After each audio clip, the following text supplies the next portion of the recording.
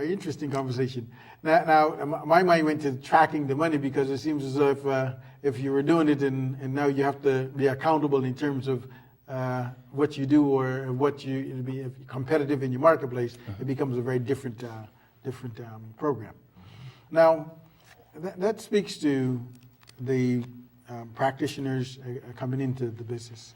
Now, I'd like to look at what, from the individual, let's move to the business perspective for a minute.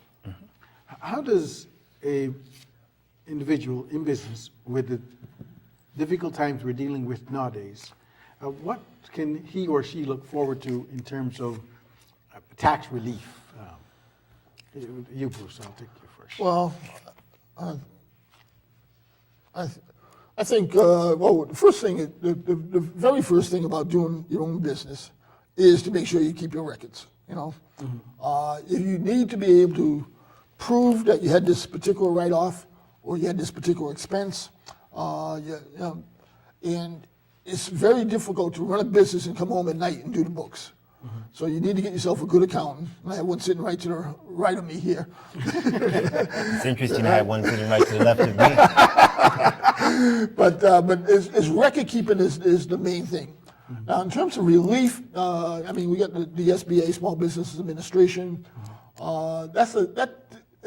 In my experience, has been a long process. It's not an overnight process. It's something that you need to work on and work with an accountant on.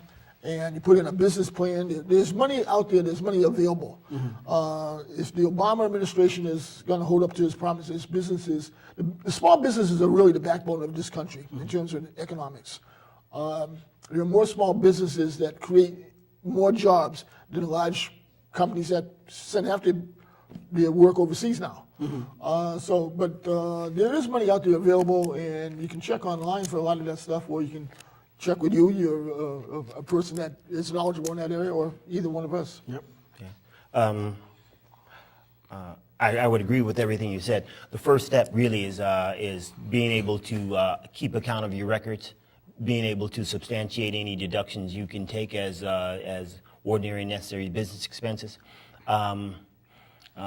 And also, once you're able to kind of see where you are in terms of how well your business is doing, where you need areas that you need to kind of improve on, then kind of position yourself where you're able to kind of plan around your any tax estimates you may need to make, any tax planning ideas you may have. If you're a sole practitioner, maybe putting together a KEO plan for yourself, or a SEP or something like that to maybe reduce your liability.